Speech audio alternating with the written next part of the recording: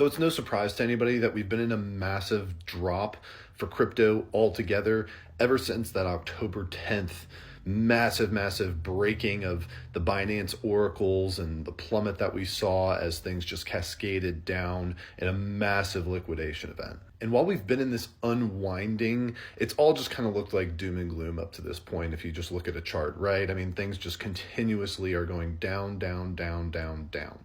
But there is something really interesting with XRP that I want to point out, and I think it's definitely worth noting. So of course, XRP has been in this holding pattern for the last year, running sideways in a bull flag. We're at the bottom of that support. We've talked about this in previous updates.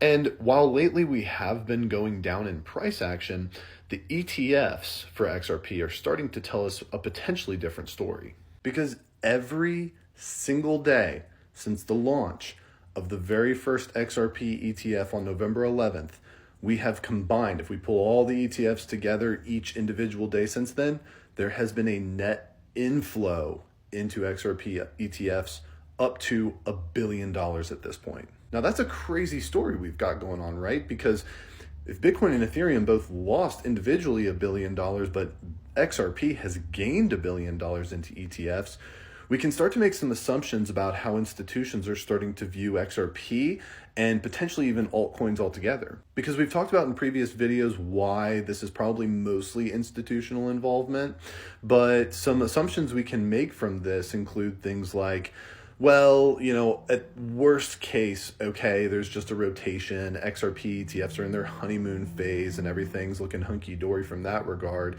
But at the best, and actually probably more realistically, we are actually seeing a true rotation for institutions into XRP, likely related to the fact that it is regulated after it has gone through its court case with the SEC. And I also find it very interesting that we don't have a lot of news going on about this, right?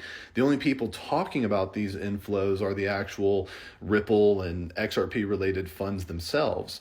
But institutions are kind of keeping this on the hush-hush, which again is just very interesting and sort of telling to me. Because to me, the whole thing about it being potentially in its honeymoon phase, when you consider that the only other ETF to have this many or potentially more straight days of inflows related to crypto ETFs was IBIT, the BlackRock Bitcoin ETF. Otherwise, every other ETF never saw this kind of inflow from the day it began. Now you might ask yourself, okay, well, why isn't the price going up? We see $1 billion of inflows. What's going on? And the reality is that over that 30-day period, even though it's $1 billion, that's still minuscule compared to the overall market for XRP itself. So while it's not affecting the price overall because Bitcoin and crypto in general are just going down, we do want to pay attention to this. And we also want to pay attention to the continuation of this and see how many days actually this drags out, because the more days we see net inflows altogether, the stronger our case is that institutions are actually getting very heavily involved in XRP, and it's just confirming all of the things that we've wondered and thought to ourselves for years and years and years. I want to reiterate, this is more for a long-term play.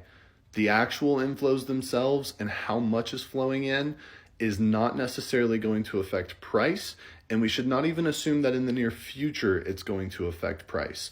All we can deduct from this with some level of certainty is that institutions are very interested in XRP, which from a long run standpoint, that's something that's very good. Now, if you have any questions or thoughts or feel like you're seeing something that I'm not, feel free to drop them in the chat below.